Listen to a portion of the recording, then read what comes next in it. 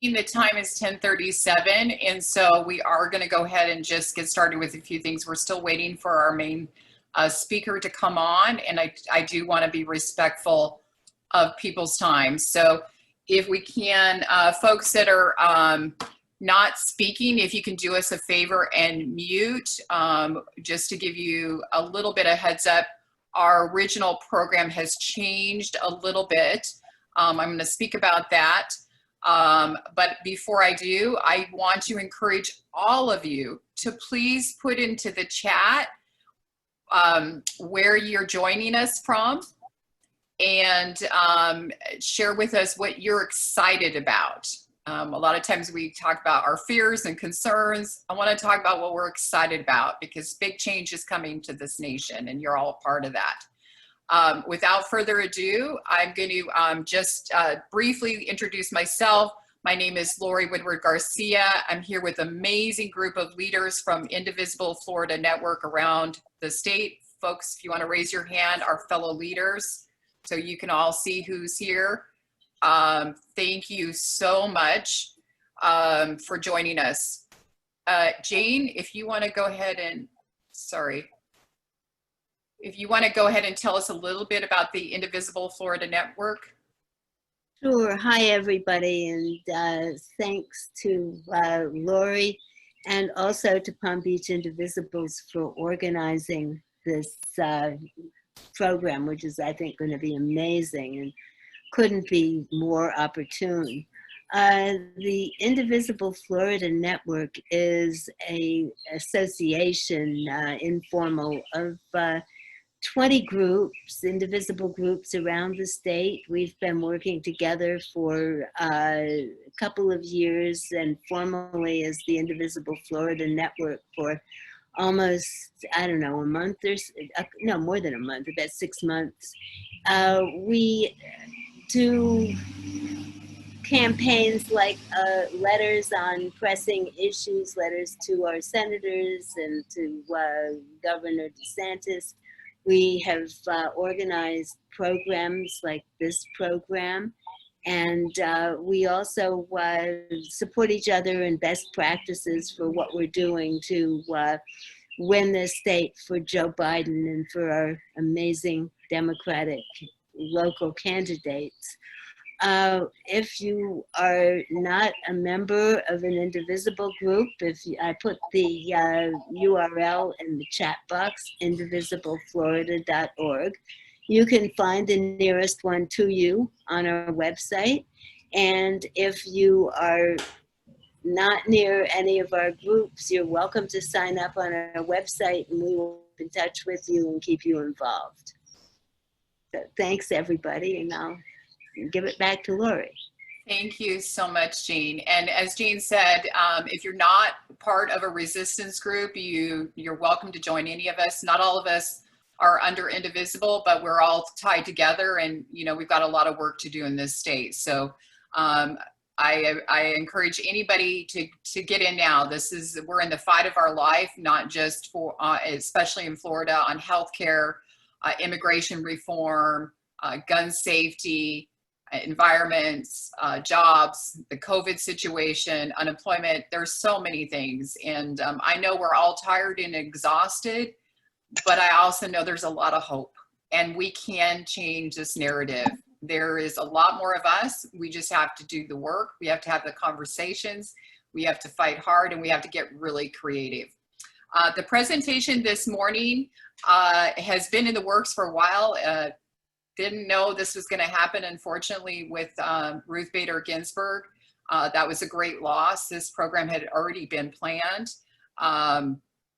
But that being said, we got notice, just to let you know, our two speakers, if you're not familiar with Demand Justice, you really want to look them up and get on their email list and support the work they are doing. They are focused, and I'll let the speaker talk about it, but they are focused on doing the work around the Supreme Court and this conversation that we're having. They've been boots on the ground for a while. The other co-presenter is Center for Popular Democracy. Again, It is another premier organization that if you're not familiar with their work, please get on their email list, get on their Facebook groups. They are the boots on the ground. If you look back and think of the Kavanaugh hearings, the different things that you saw with immigration, they were always part of that conversation, pushing narrative across the country through their affiliates. However, here we go. I see Robert has joined us. Those two organizations were our presenters, but as you know, things happen, and things, as you know, in this resistance changed immediately overnight, right? And so what has happened as a result of all the changes and what we're seeing right now is we got a notice yesterday. Reggie, if you can do me a favor and mute yourself, please. Thank you. What we got notice of yesterday was that unfortunately one of our presenters from Center for Popular Democracy could not be here because they are dealing with the nomination announcement today.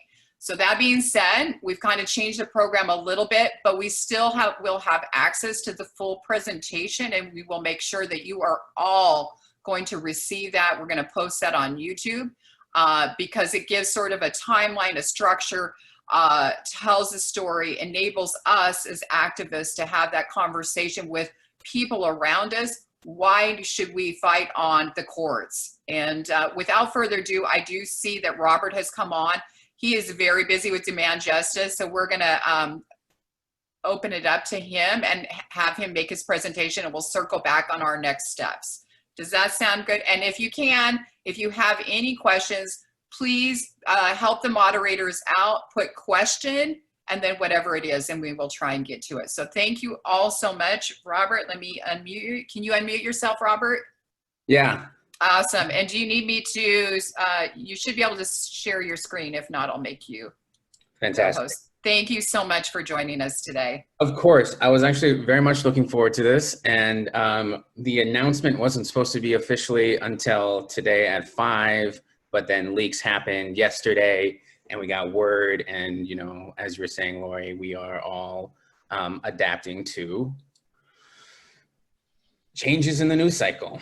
So I'm going to share my screen. Let me know if you all can see it. We got it. Thank you. Wonderful. Okay, so a couple things. First of all, we are obviously all dealing with the passing of Ruth Bader Ginsburg, who was an absolute icon and titan and trailblazer and meant so much to so many people. And she was the first woman who laid in state at the Capitol yesterday, and it was just an immeasurable loss to the court. We spent last weekend, once we heard the news of her passing on Friday, doing and on Wednesday during the her when she was laying in state in front of the Supreme Court, we collected comments and we collected well wishes, and we read that live on a live stream so that people who weren't able to be here in person, be in DC and attend, could attend and do that digitally. And it was just a really lovely remembrance of who she was, what she fought for, but also I think it has cast a very clear, starkly clear how important the Supreme Court is and how many issues we tackle. So before I dived in, I just wanted to acknowledge that no matter who is next and who gets who fills her seat, they will never be able to fill her shoes. So you know what do we know? What's going on at the court? The court has at times been a refuge. It has at times been you know has protected our democracy, right? It has been able to, you know, it has at times been an icon, but like right now, the court is being dominated by Republicans. It is right-wing partisan majority, and all of our rights, frankly, are at stake. I'm sorry, I'm having a little bit of technical issues on my end. Bear with me one second. But what we also have seen, I'm sorry, I'm gonna pause the share real quick and try my best to figure this out. Just bear with me one second. No worries. One thing you should know about us, Robert, we are a nimble bunch of folks. So we you know, the one thing you say about us resistors or indivisibles is we roll with the punches. So no worries. And it's good to see we still got folks coming in. While you deal with that, I'm sorry, go ahead. I was just going to say to Robert, if it's a technical thing, I might be able to help you. Okay. Yeah, give me one second here. The one thing I do want to say is that, like, you know, let me just give you guys some real talk of like where we are. All right. So we are in a moment where the Republicans are basically shoving this down our throat. And we have seen just like an unprecedented timeline that they're suggesting. So typically what we see is a nominee to the Supreme Court historically will be nominated, and then in about 6 weeks, we'll start hearing, we'll be meeting with senators, we'll be fundraising, we'll be doing, you know, visits to, you know, meet with all of senators on the Hill and fill out paperwork, et cetera, and then they'll have their committee meeting. What Mitch McConnell and Lindsey Graham are preparing to do is really quite unprecedented. They're trying to do the entire process in about 6 weeks, which is just like, we've never done this before. And it is very, very, very, very troubling. So I think I have figured out my tabs here and all of the things that are moving. So again, I apologize that it took so long, but I'm going to share my screen again and see if we can't tackle this one more time. All right. So here we go. No matter who Donald Trump nominates, the Republican plan to rush through a lifetime pick to the Supreme Court on the eve of an election is illegitimate, and it is highly unpopular. Sometimes in history, the Supreme Court has been, like I was saying earlier, an important force for good in decisions like Roe v. Wade and Brown v. Board of Education. But right now, what we've seen over the last decade is that it's been captured by a partisan and political majority. We'll get into that, but before I want to do that, I do want to talk a little bit about the vacancy piece here. What we know is that no matter who Donald Trump nominates, the Republican plan to push through a lifetime pick to the Supreme Court is extremely unpopular. And it appears that Republicans are in such a rush to steal another Supreme Court seat that they didn't even have the decency to wait until Ruth Bader Ginsburg's burial to try out who their pick to fill her seat is. As I was saying, it is highly unpopular. There have been polls after polls after polls that have shown that the public is deeply opposed to the Republicans' decision to rush this vote prior to an election. It is in particular especially unpopular because Republicans are racing to act on this Supreme Court nomination after months of failing to meaningfully address the coronavirus. The fact that Mitch McConnell calls himself the Grim Reaper of the Senate, and we see all of these Senate bills that haven't been picked up, bills like the HEROES Act. It is unconscionable to see how quickly and how ready they are to confirm someone that they don't even know, who hasn't even been officially announced yet. And we know that, you know, Trump has already said that his real goal in jamming through a nominee is that he wants the 9th justice confirmed in time to rule on any election challenge that he may bring in November. And we've all seen headlines and news reports that that is exactly what he's planning on doing. What Republicans are attempting to do here, as I was saying a little earlier, is unprecedented. There has never been a justice confirmed to the Supreme Court this close to election, ever. And we think that the people's voice should be heard in this process, which will affect the life of every single American for decades to come. Americans are already casting their votes in 2020 election, and this selection of the next justice could alter the balance of power on the court for a generation.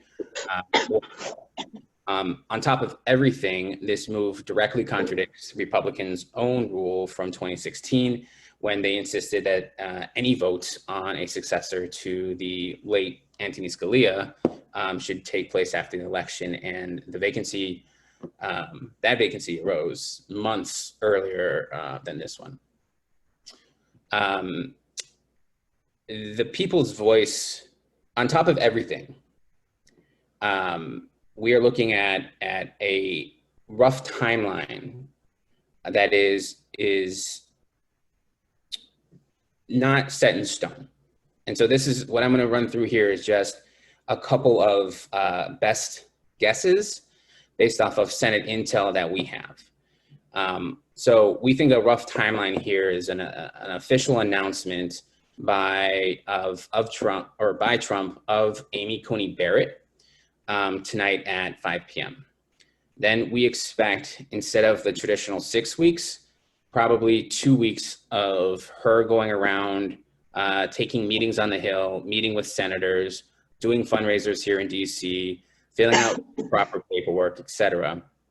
And then we're expecting the judiciary meeting to come together for a hearing, likely on the 13th, 14th, and 15th of next month. And then with a floor vote to confirm ACB held just before Halloween, probably on the 28th, maybe the 27th, but that is all TBD. I want to introduce you all to Amy Coney Barrett. If McConnell and Trump have their way, this sharply right-wing 6-3 majority is going to govern the court for decades, and they are going to dismantle Roe v. Wade. They're going to tackle and take off what is left of the Voting Rights Act. They will end the Affordable Care Act, civil rights for LGBTQ people, and a whole lot more. Their candidate to do this is Amy Coney Barrett. She's a protege of Anthony Scalia. She is extremely outspoken on her beliefs that the ACA and that Roe v. Wade were decided wrongly. She's anti-choice.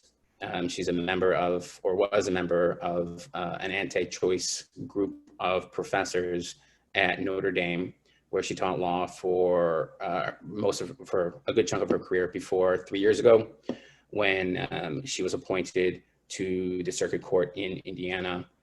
She currently holds that position on the 7th Circuit Court, and she owes that to Trump and McConnell. If she's confirmed, she is young enough that she could serve for decades and influence, like I said earlier, the fate of a generation. It's also of note that her seat on the 7th Circuit was actually open during Obama's administration. And he had picked a very qualified Black woman who had made history as the first Black woman to serve on the Indiana Supreme Court to fill that seat. Mitch McConnell blocked that, held it over so that they could fill it with Amy Coney Barrett. She has been groomed for this position, and this is part of their tactics. There's no question of how Barrett will perform as a justice. She has written extensively against Roe v. Wade, birth control, and frankly, she even tried to revive the doctrine of separate but equal that formed the legal basis of Jim Crow. So she is extremely problematic. And at a time when the Trump administration is actively pursuing and suing to strip away protections from people with pre-existing conditions, Barrett's own past statements suggest that she would be the deciding vote to overturn the ACA. Trump has long signaled that he only wants to appoint anti-Affordable Care Act judges, criticizing Chief Justice Roberts as an absolute disaster for his opinion in prior cases that upheld the ACA. there's no question here that Barrett thinks the ACA is trash. She has sharply criticized both the Supreme Court's past rulings that upheld it. And she personally attacked Chief Justice Roberts for his 2012 opinion upholding the law, saying that he pushed the Affordable Care Act beyond its plausible meaning to save the statute. So her statements make it clear that she is as close as you get to as a sure vote for kicking tens of millions of people off of their insurance and abolishing protections for people with pre-existing conditions. Again, in the middle of a deadly pandemic. In addition to her views on Roe and the ACA, Barrett holds many other positions that will alarm most of the people here on this call. At a time when there is an outcry for the nation to confront its history of systemic racism, Barrett is, I think, very likely going to be coming under some scrutiny for her troubling history of siding with companies that engage in discrimination.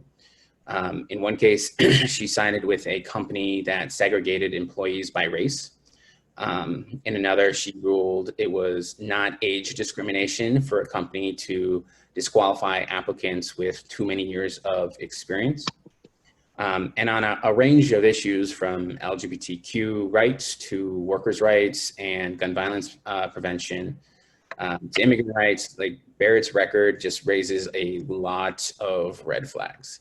In a major immigration case, she dissented from a majority opinion and would have allowed the devastating so-called public charge rule to go into immediate effect. Again, in dissent, she would have overturned a long-standing federal law that prohibits people with past felony convictions from possessing firearms. She also once gave a paid speech to what advocates have called arguably the most extreme anti-LGBT legal organization in the United States. So there are plenty of things for us to raise flags about, to argue about, to push back on her and her comments in history. No reason for her to sit on the Supreme Court of the United States. And you know, there's just, what can I say? It is just, she is a hugely problematic. We are, as Demand Justice, doing more research into her past rulings and writings. And we have a page on our website that I will make sure I send over to Lori, where you can get even more information about her. You can read in some detail about the cases that I have just mentioned. So that's kind of where we sit right now. If we have time and you guys are interested, I can look at the court and do a little bit more of the presentation that we had intended to give prior to the last week of events. Thank you so much for that, Robert. I wasn't sure with, I was starting to inform folks before you came on that the program kind of had to change because this is a rolling target. And I think probably the best use of our time with you, since you are the boots on the ground, you're the most knowledgeable and knowing our membership, is for folks that are new to our group or our organization. We had just started to introduce who Florida Indivisible Network is, because not everybody here is members of our organizations. And being mindful of your time, we were also about to introduce our other co-host, which is Palm Beach Indivisibles. I want to take a moment, if we can, and just let them complete their introduction of who they are. And then if we can, let's take that downtime, that few minutes, look at some of the questions folks have. And if you can address some of those questions, but more importantly, be thinking about what we can do in Florida to put pressure. I know sometimes it seems impossible with our two senators, but maybe suggest for us some tactics that we could be doing. So if we can do that, Laura, would you be willing to introduce Palm Beach Indivisibles for a moment while we sift through some of the questions? Well, I'll let Ron do it since Okay. I'm not brave enough to put my camera on right now. It's okay. All right. One of you good folks from Palm Beach Indivisibles, you could share with us. Sure, sure. Thank you, Lori. Well, Palm Beach Indivisibles is one of the 20 indivisible groups that are part of the Florida network that Jane mentioned earlier. We are fortunate that Palm Beach is the largest county east of the Mississippi, and we have Mar-a-Lago in it. So lots of people want to be part of Palm Beach Indivisibles. We have over 2,200 members now. They seem to be joining 3 or 4 a day lately. People are energized. There's no doubt about that. We are working very hard to get the vote out at 3 different levels within the county. In particular, in West Palm Beach, where we have an initiative with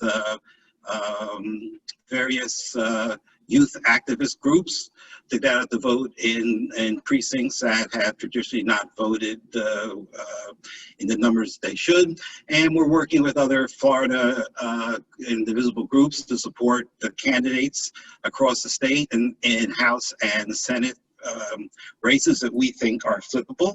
And I put some information in the chat about that, and we would like to ask you, wherever you may be, to support us in helping those candidates with phone banking and texting and postcards. And I think Laura Kane might be the person to contact to get that started for you. And we are also supporting at the national level federal Senate races that we think are flippable, and most of you know which ones those are. So we have our hands full, and we could use your help, all of you. Now is not the time to post and kind of wring our hands. Now is the time to work twice as hard as we ever have before, every single day from now until November 3rd. And if I could just add something to that really quick, I did put my email in the chat, and thank you. People are already emailing me for the information on the Florida flippable seats. Palm Beach Indivisibles has put together a Friends and Family Blue State Initiative. We're going to be launching very soon. The Blue State Initiative focuses on 3 actions. Number 1, elect Joe Biden and Kamala Harris. Number 2, flip the Senate. Number 3, help us flip the Florida legislature. And again, if you email me, I'll put my email in the chat again. I'd be happy to give you that information. Thanks. That is a great recommendation, Laura. I'm actually throwing in my email too. And I would suggest that my fellow leaders around the state, let folks know where you're joining us from, and then maybe put your contact to your website information. So for me, I'm putting in Broward folks, if you want to join us at browardforprogress.org. That being said, again, please, if my leaders can just share their information around the state, and we will follow up as well. You can find out information on Indivisible Florida Network, the different groups that are close to you. We are working as one, and that's why I wanted to kind of take that moment for you, Robert, as well, to have an idea of who we are. We're all over this state. We touch, we're small groups, large groups. We've been the boots on the ground here for 4 years plus on many different issues. So that being said, I guess the first question, and then I'll let our moderators, my question to you is, what can Floridians, what can we do to put pressure on our 2 senators? Yeah, that's a really good question.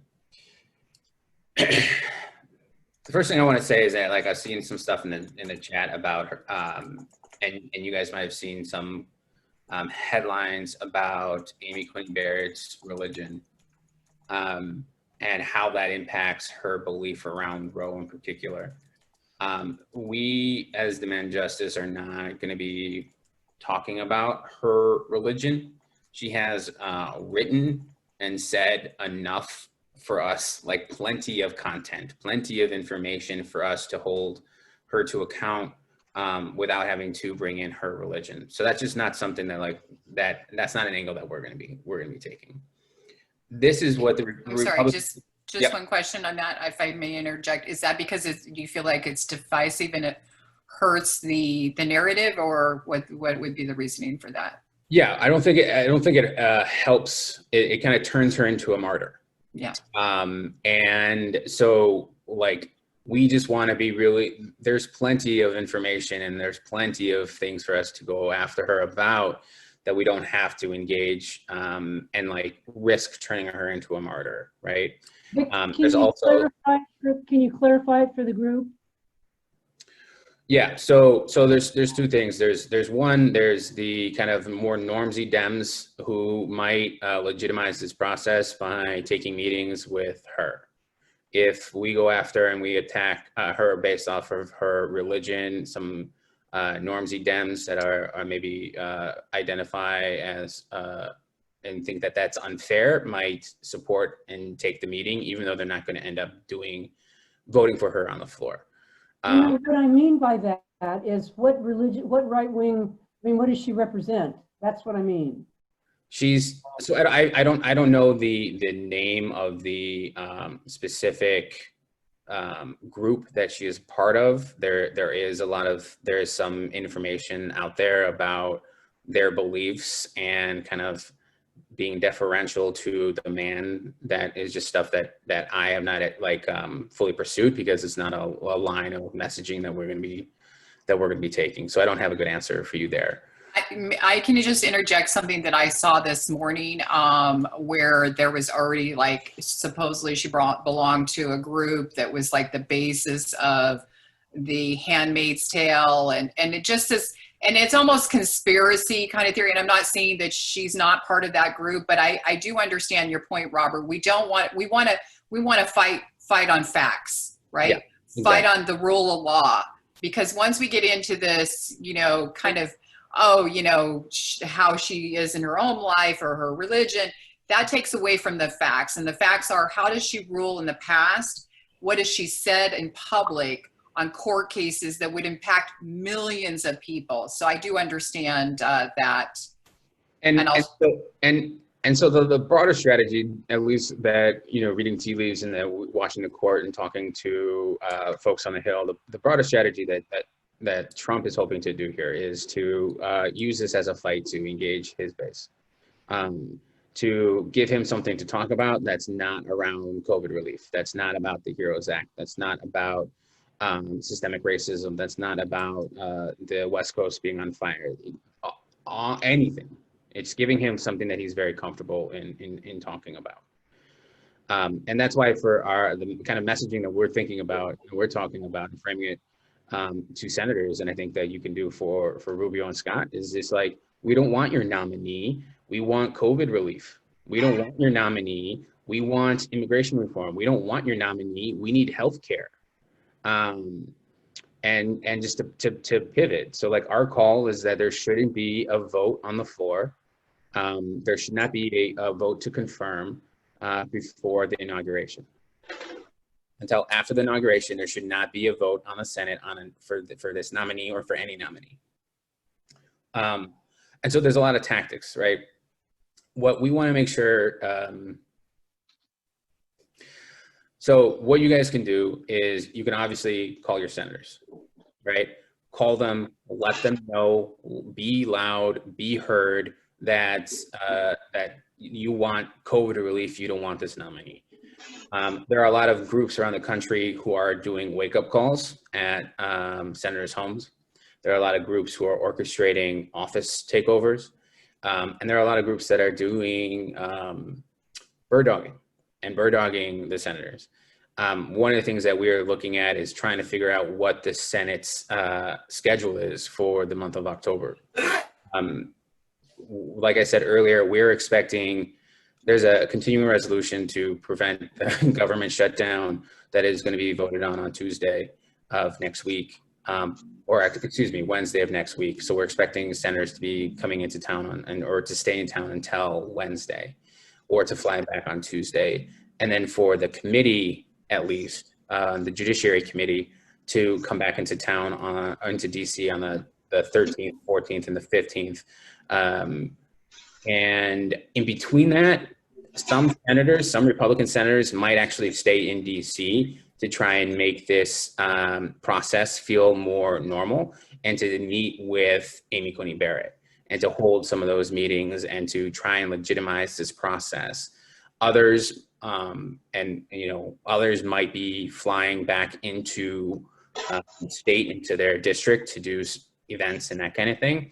So one of the things we're trying to do is figure out our bird dogging approach. But I Do you think think it would be helpful if we set up meetings with staffers? We've done that before. Do you think that helps? Yeah, so CPD is doing that as well. Like who normally we partner very closely with all of these actions. And so CPD has been, and Julia could be helpful in helping to set up those visits. What we want to make sure is that this doesn't become a DC focused inside Beltline fight, but that this is carried with and also carries to the states. And so that the senators, Republicans or Democrats, but for you guys, Republicans, that they hear it, right? And that Rubio knows that, in 2 years, there will be consequences and there's got to be some accountability.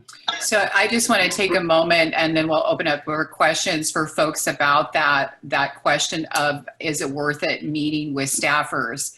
And also the power that all of you have and this network has around the state. So 2 years ago, there was an Indivisible gathering in DC, and we were able to get a meeting with with Rubio's chief of staff. And that was unheard of, that we were able to get in there and have a meeting. And it's really a testament to the power of our network. Additionally, we also had a meeting with staffer about a month ago. Same thing, it was set up through CPD, Julia CPD. I do believe that, we just need to start getting a little more vocal, and some of those tactics could be helpful. Is there questions from the moderators? Have you come across anything for Robert? We want to be mindful of his time as well as the attendees. And again, for folks that are coming on, that came on late, our program had to change. The narrative had to change a little bit because, there's a lot going on. So the full presentation will be available. We'll make sure that's available on YouTube and you all get a link to that. We're pivoting because this is a moving target, if you will, what's happening in the Supreme Court and actions we can take. So thank you so much for bearing with us. Robert, there are two threads of questions that I see that people are asking over and over again. Sure. One of them is why bother with our senators?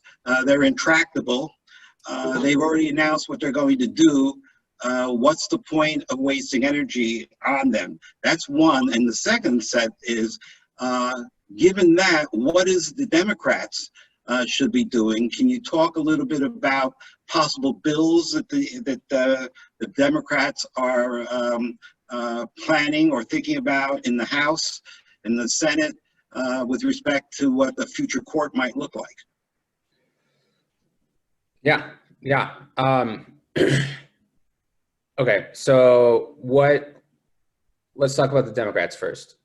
So Chuck Schumer, there are people in New York who are taking and doing direct actions against Chuck Schumer right now.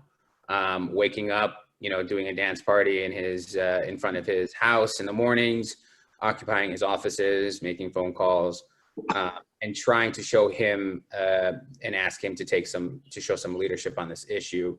And one of the things that we're trying to do is to strongly encourage, let's just say, every Democratic senator to do two things. One, not to take any meetings. Don't meet with Amy Coney Barrett. Do not legitimize this in any kind of way. And the second is we want to make sure that they are not taking anything off of the table. And this goes to how can we fix the court? There are a couple of senators that have come out and said no, we're not going to court. We're not going to use that tool. There are other senators, some very conservative ones, Joe Manchin, who would expect to say, oh no, never, we're not going to do that. Who, when asked about that, punts on the issue, which in this case is actually a good thing. It's keeping all the cards on the table. And I personally, and I think for Demand Justice, think that the federal courts have been a problem for us for 50 years. Republicans have been working on this for decades and decades, like starting with Reagan's administration. And they have been running circles around us because Democrats, it's not something that we normally talk about. We only talk about it when there's a vacancy on the Supreme Court.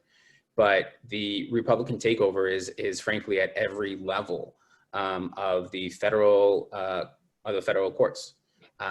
And so we need to do something to reform the entire system. So there are three things that we want Democrats to do, particularly in a response to this second stolen seat. The first one is that the Supreme Court of the United States doesn't have any ethics rules. There's no code of ethics. Brett Kavanaugh, when he was confirmed to the Supreme Court, had 83 open ethics complaints and investigations against him for perjury, sexual assault, for his partisan bias for his time in the Bush administration. All of those lines of questioning had to be dropped as soon as he was confirmed to the Supreme Court. And so one of the things that we push for is a code of ethics and a way to recall Supreme Court justices or to get them removed. The second thing is time limit. We think, like right now, the fact that on Trump's shortlist was the Attorney General from Kentucky, David Cameron. And he is, I think, 38 years old. And if they had chosen him and pushed him through in the same way here, he could theoretically be on the bench for 4 decades, 5 decades, 6. Like, that's ridiculous. And so both of those are extremely popular ideas to reform the court. The last one is one that I personally think is the only way that we rectify what Trump and what McConnell have done. And when I mean Trump, what I really mean is McConnell, because this happened before Trump was even a thing. They have just achieved their plans under the Trump administration as he's just a rubber stamp at this point. But what McConnell has done to steal these 2 seats and to throw the court completely and totally out of whack is reprehensible. And the only way for us to really fix that, in my opinion, is to look at adding seats. And so those are the kind of the 3 big pillars of court reform, so that when we are going to be talking about this again in the spring, because to reform our justice system, to reform our courts, it's not a sprint. This is a sprint now to respond to Amy Coney Barrett. But it is a marathon, and there's a lot of work that we need to do in the spring to hold people to account, particularly Democrats, who, in my opinion, have not done enough and haven't done enough for decades. So to clarify, that was instituting a code of ethics, adding seats, and then term limits for okay. On the court. Yeah. What about a law that prevents the appointment of a nominee during an election year? Yeah, I think so. That is what is loosely right now being called McConnell's law, and I think we get into that is not something that frankly, from a policy point of view, that we've discussed or weighed a whole lot. What we do at Demand Justice is we articulate the kind of the options and then like weigh out what like different policies are. But right now, the Senate is so normsy that Barbara, I think that is something to consider and that we would push for. But in the immediate, we need Democrats to hear from us and to know that this is something that is not just a temporary issue that people care about, but that this is something that we're going to be paying attention to. And, you know, coming out of Kavanaugh, there was a lot of momentum and there was a lot of energy, and we started to really pay attention. And we just need to use this as another opportunity to continue to highlight the importance here and continue to work towards these goals in the next month and years to hold Democrats accountable. Robert, before we- may I just ask you generally, isn't all this part of Trump's strategy to detract us from what's really, really the most important thing? Getting out the vote. If we don't get out the vote and flip the Senate, then all the things you're talking about are not going to happen. And the Republicans will have packed the court. That court will be in existence for the next 3 or 4 decades.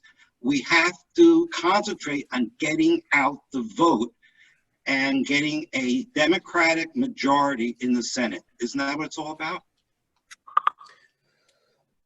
Yeah, shortly. Yeah. Lori, did you?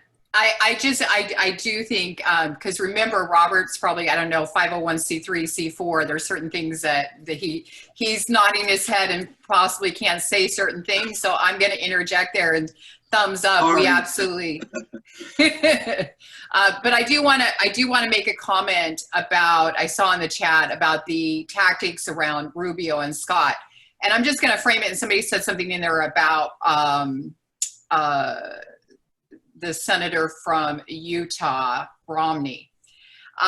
Folks kind of, and to your point earlier, Robert, this is a long goal, right? We have to change our representatives, right? They are not representing most of America. This good old boy, white club, racist, xenophobic, all of that has to change, right? And so this is a long haul. And immediately right now, we definitely have to do the work. We've got to make those phone calls, door hanger drops, text, change the narrative. You cannot just be focused on one without doing the work and preparing the groundwork for the future. And that includes a change in our justice system. And part of that change is exactly what Robert has said. The code of ethics. How is it that we put Kavanaugh in? That's shameful. And to your point earlier, Barbara, we should have on law that says you are not allowed to bring a Supreme Court nominee up during election season. Absolutely, that should be on the books. And furthermore, we should have an expanded court. That court number doesn't fit. It hasn't fit even before all of these shenanigans are happening. But that being said, I want to point out the power of activism alongside getting out the vote. The folks in Utah, they came together. I know because I was out there bird dogging Romney and his group out there for impeachment. And I'll tell you who showed up. The Mormon women showed up. Stand Up Republic showed up. Indivisible showed up. ACLU showed up. Everybody showed up because they understood they needed to put pressure on Romney and they needed to put pressure on their other senator to stand up for the rule of law and come out for impeachment. Now, that was only one, but my point is different groups came together. Yeah, there were people there that said, you're wasting your time.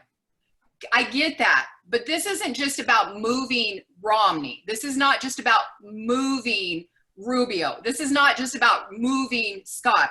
This is about us moving together and building a storm that can withstand these assaults. So we're doing it not only for them, we're doing it for us, for our community, our state, our house. This is why we do this. So we can do both. I know it's a lot and we're exhausted. We can fight and take on Rubio and Scott. We can bring noise and thunder, and we can also get back to phone banking and all that. I get this, but I just wanted to kind of perspective-wise, because if we don't plan and we don't have these conversations, and when I call my Congressman, Alcee Hastings, or I call my senator, I'm still having those conversations about COVID and all that, but you better believe we need to be talking courts as well, because you can see now we've been getting our butts kicked, right? And we need to change what is happening, not just from a Supreme Court, but Robert, if you can just share with folks, if he gets in office, what does this do to our other courts? Can you share that with folks? Yeah, so a lot of damage. So our circuit courts in particular have been under attack and have been one of the big focuses of the Republicans in this takeover of the courts. Barack Obama in 8 years was able to appoint and confirm, I believe, 55 judges at the Supreme Court or at the circuit court level. Donald Trump in his 3.5 years has already done, I believe, 52, maybe 53 at this point onto the bench. So he's like doing this at historic rates.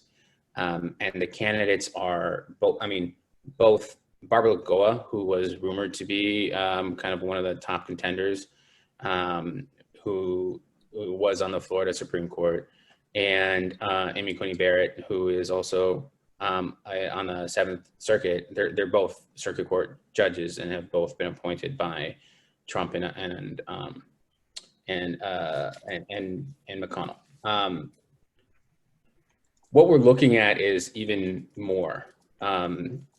Mitch McConnell has already, in preparation for this election, been calling former Republican or judges that were appointed under other Republican administrations that might be reaching their end of their career and thinking about retiring in the next 5 years, and pressuring them to retire now so that they can continue to pack the federal courts with their proteges.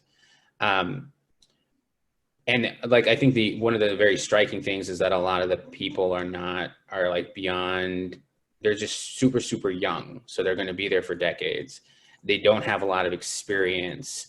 There's a gentleman, I use that word lightly, named Menashe, who we did some actions against, who is sits on the circuit board or the circuit court in New York, who is extremely xenophobic and who had never tried a case.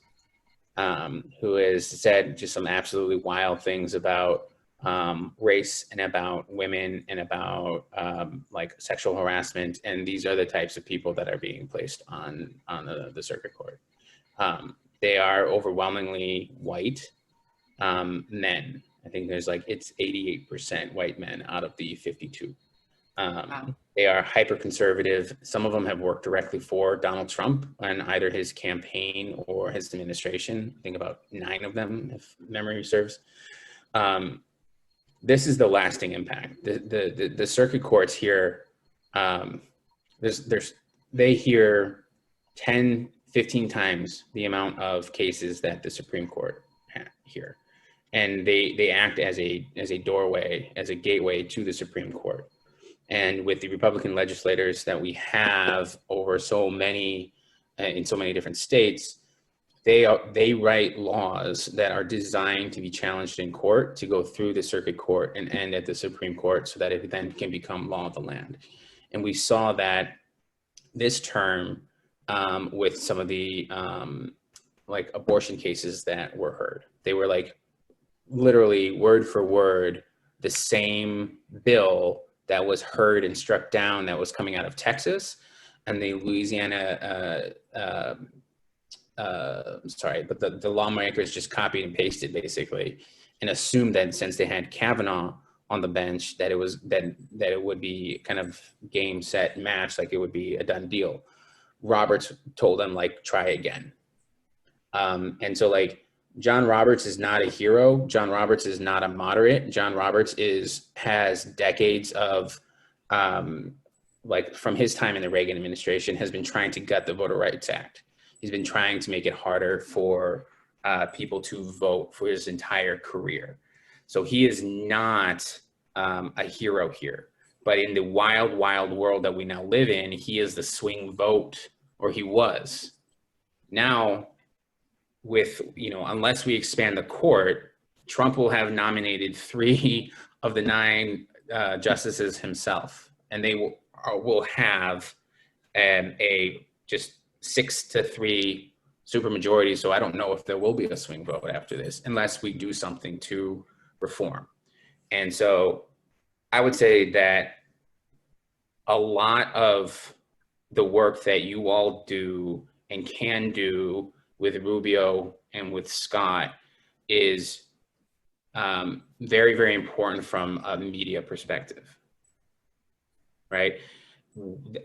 That's what they care about. They care about power and their perception and their ability to keep and retain power. And so what I know from intel that we got on the courts is that when you call into I don't know exactly specifically for Rubio and for Scott, but I know that when we have been directing calls to Senate offices, you are far more likely to get someone high up than you were pre-COVID. That a lot of those calls are actually being routed to personal cell phones.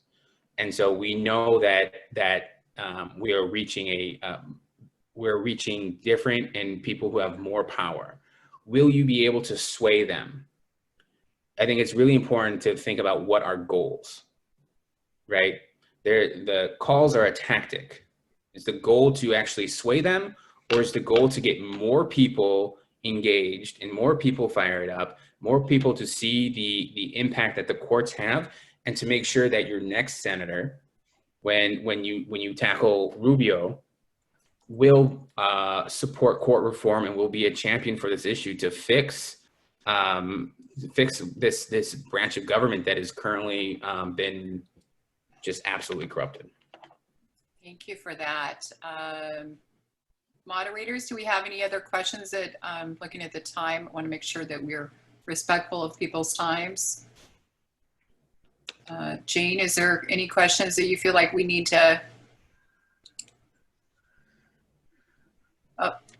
I didn't see anything that hasn't been covered. I would just like to sort of make a comment, but ask Robert to expand on it. I think his suggestion for the way to approach the senators is really excellent. We don't want justice, we want COVID relief, and that especially here in Florida, where unemployment is done. And is there a way that we also, is that part of a national ask? Is there a way that we can put that into our local media? Yes and no. That's the messaging that we're coming out with and talking to people about it. So how we are approaching it, and we would encourage, it is something that we have seen as responsive, and that I would encourage people to pick up. I don't know who all is going to be running. Lots of groups are going to be running lots of different ads, and there's going to be a lot of noise on this. And I think that is the one that I would pick up and choose to use as you're talking to other people about it, right? And in particular, as you're talking to Republicans. And I would just say that, it is the best, it is our best case scenario. I will say that it is worth the fight. A lot of people think that it's like, oh, it's a given. And I would say this, that through the actions that are taken, through the demonstrations, through the protests, through this fight, we changed narrative. And we saw that coming out of Kavanaugh. When Kavanaugh was first announced, it was just like, he's just a dad next door. He's a good guy. There were headlines like the progressives' reasons for Kavanaugh, the progressive case for Kavanaugh. And at first they were just going to like slide him in, and it wasn't going to be a big deal. But we knew that anyone that was appointed by Trump was going to be anti-ACA. And so we started protests before the allegations of sexual assault, right? We started earlier than that. And as we were there, it provided more opportunity for more information to come out, for more people to stand up. And it changed the narrative so that it wasn't so much like, is Brett Kavanaugh's a guy next door who's such a great guy, to like, can we actually believe him? To now we know what kind of person he is. So these actions help with the narrative. The other thing that I would say is that every delay that we can make in this process, every day that we delay is a victory. Because there is a scenario where in Arizona, if McSally loses and we elect a Democrat, that he doesn't have to wait. It doesn't wait until January to take his seat. He can actually take his seat sometime in November, I believe. And so that also changes the math. So that we already have, not that I trust Susan Collins, but she said she's not going to support. We had Murkowski and Alaska say that they weren't going to support. So every time that we can delay, every day we delay, and if we can push it past the election, there is a fight to be had, and that fight is worth it. It is not just to let them run through. So I would just make that point as well. And Robert, isn't there a scenario where even after the election, they can pass it during the more or less the lame duck period between the election and inauguration day? Somebody like Susan Collins, who's saying, I won't support it now because of her election. If she loses, she could just turn around and vote for it. Same thing for Murkowski. I don't trust them. I don't trust them either. I don't trust them at all. And there are, like I said, I don't trust them. And the next, I think, 60 days, 2 months are going to be super impactful for the future of this country and our ability to have a democracy. Can I just ask you a question, Robert, real quick? Again, about the question of, can we make a difference with Rubio or Scott? If, let's just say, worst case scenario, that this nominee is pushed through and that she definitely is one that would be willing to help remove the Affordable Care Act and pull back Roe v. Wade, how soon could we see some of those cases? Like at the very earliest, could we see some of that happen? Yeah, so the ACA is actually, the ACA is already scheduled for an oral argument 1 week after Election Day. And so the ACA in its entirety is at stake at the Supreme Court, and those rulings could come down anytime in the spring of next year. It likely would probably wait until June of next year we would see that. At any point, the Supreme Court can choose to pick up and hear another case. So there is a possibility that they pick up and hear some case like in January or February, and then move on that in June. Thank you. May I just come back a second? There's a question that I missed here that I'm not sure exactly what it is, but it looks important. Do we have time for it? It's from Mark Beaumont, and he's asking, what about Congress creating an exception to SCOTUS rulings per Article 3, Section 2 of the Constitution? So this is a Nancy Pelosi and a Chuck Schumer special. What we're advocating for is that the Congress find its backbone and do everything that they can to delay and to stop this, right? It is not going to be, we are not going to defeat this by acting normsy. We need them to be, to think a little creatively. We need them to use any tool and every tool that they have in their toolbox to delay and to stop. And so that would be one of the things to pursue. Sure. But to your point about like after the election, a lot of this is speculation, but I would have to say that our targets would be the folks that are up in 2022, Republicans that are up in 2022. That if they were to do that, if they were to vote to confirm at that point, they would know that they would be signing away their career in the Senate, and we would have to hold them accountable, and we would have to be able to mobilize in a mass way to telegraph that, to let them know, to show that to them. A lot is going to come. We have to pay attention. We have to hold people accountable, Democrats and Republicans. And I always approach organizing around this as an educational effort. We have to, now that we know, now that we are engaged around this, we have to like each one teach one, and know that the work that we're going to be doing now in the next 60 days are critically important. But it will not be ending in 60 days. This is a marathon of work that it needs to be tackled, and we need ever-growing activists engaged in this fight. Robert, this is Ethelene Jones. I am the statewide Speakers Bureau Chair for the League of Women Voters. We have an excellent PowerPoint explaining all the ins and outs of vote by mail, and a second one explaining the ballot amendments for the November election, what a yes vote means, what a no vote means. And we're making it available to anyone who wants it so that you can present it to your own faith group, your social club, your political club, etc.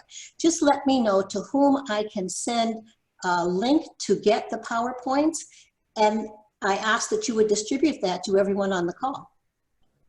Can you just put it in the chat, Ethelene? If you can if you can put the link in the chat, we can all copy it. Oh, okay, I will do that. Thank you. Thank you. Can I ask a question? Yes. I have called my senators over and over. I've never gotten a person, and I always leave a message. And in my humble opinion, what they do is never listen to the messages. Is that possible? Oh yeah, that's definitely, that's possible. I mean, Then like, what's the point of calling? Well, I don't know about other people, but I have, and some of my members have gotten through to people. We give out the 8 different numbers, I think, for Rubio, and I think Scott is 7. So there's different offices that you can get. And additionally, in addition to that, I'll tell you where they do pay a lot of attention to is Twitter. They pay a lot of attention to Twitter. So we might have to be thinking about a Twitter storm on there. Well, I'm not on social media, so that eliminates that for me. But I do get frustrated with the idea that they're not even listening to those phone messages. I'd just like to say, I think they count. They tally pro and con on things, and then they send it up to Washington to say, you know, what's the scoop on the streets. I had a staffer for Rubio tell me that. They count, they listen, and they say, oh, this was pro, this was con, and then they have a daily or weekly tally. That helps, that helps. But if anybody has any numbers that are more than the DC numbers that I call all the time, that I should call, please put them in the chat. Barbara, I will put, I don't have access to it, but on this email that folks since you've all gotten on here, I'll do a follow-up email. We have what's called a campaign to Rubio and Scott, and it's a really slick tool that you just click on and you pick your appointment time. And once you do that, it will email you the script, phone numbers.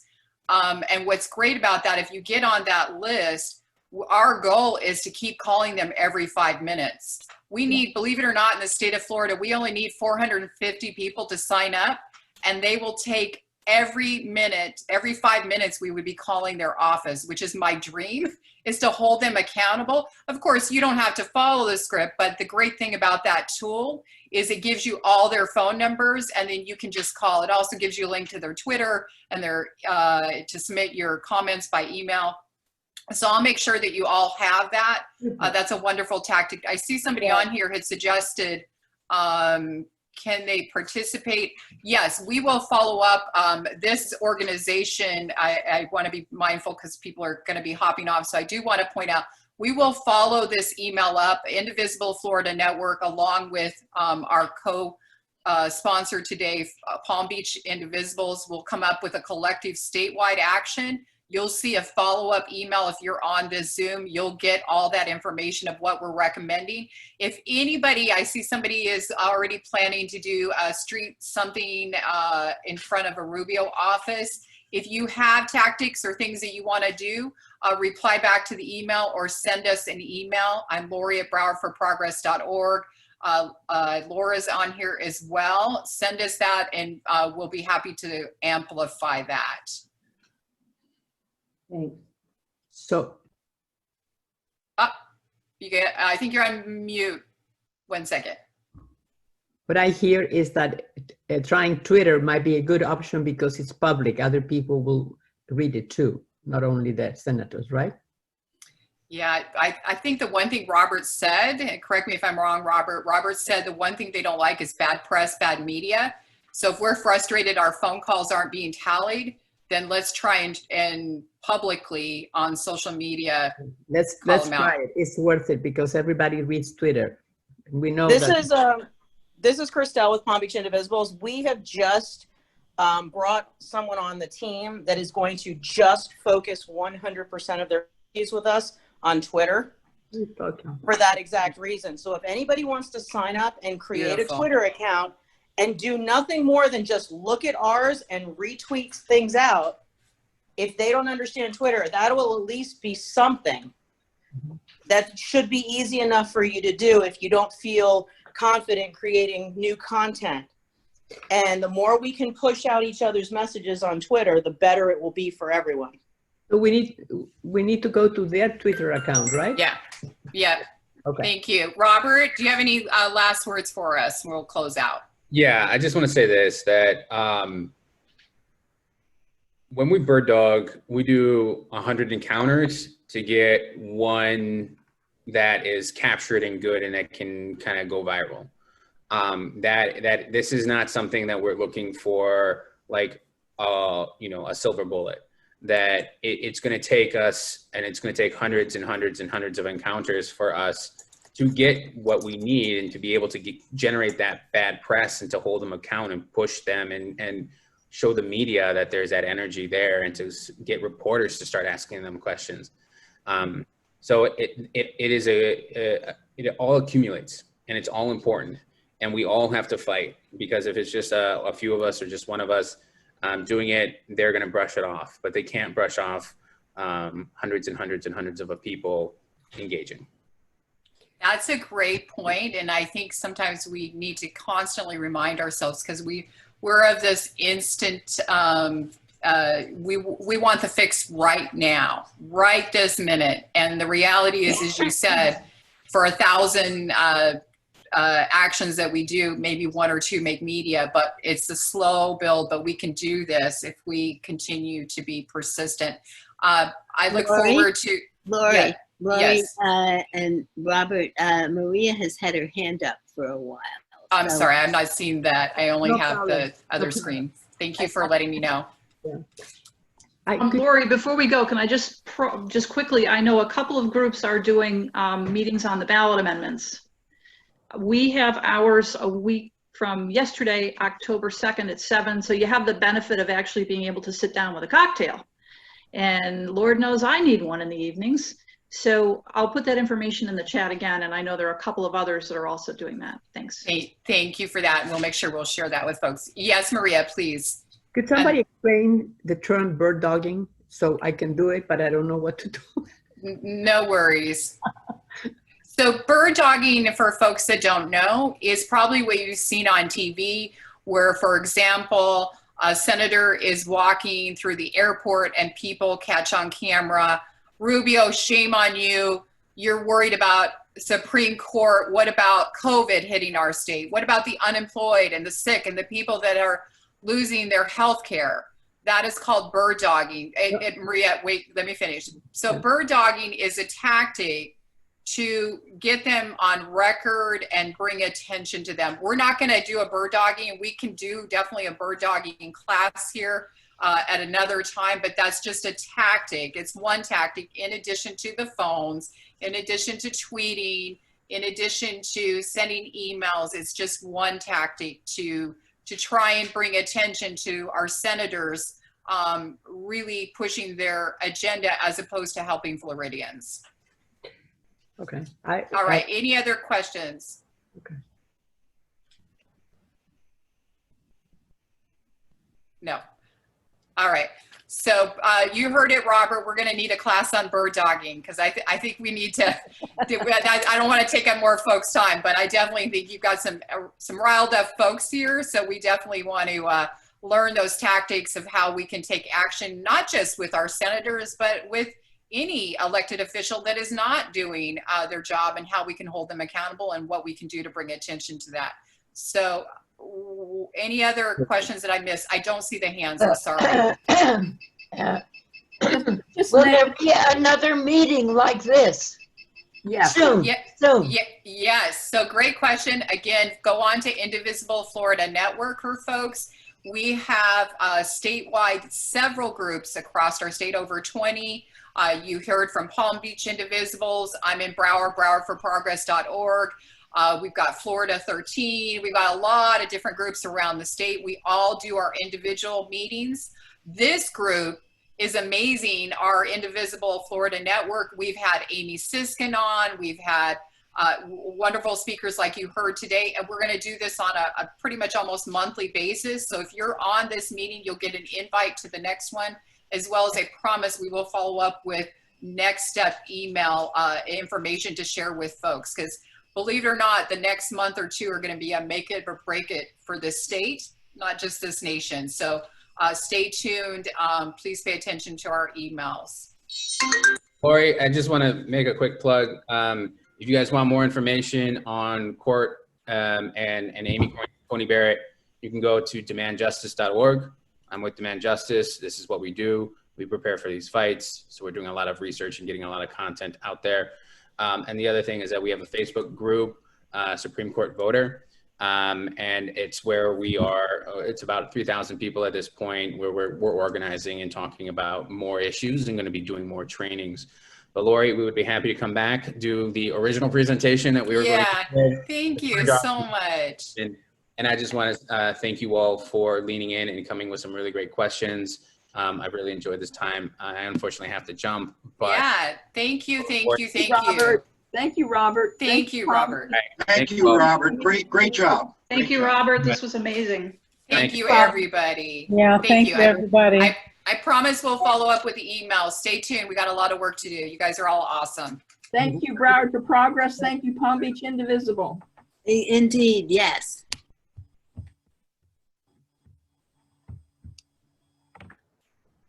Bye, everybody.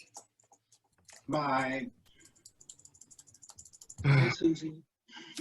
Is it?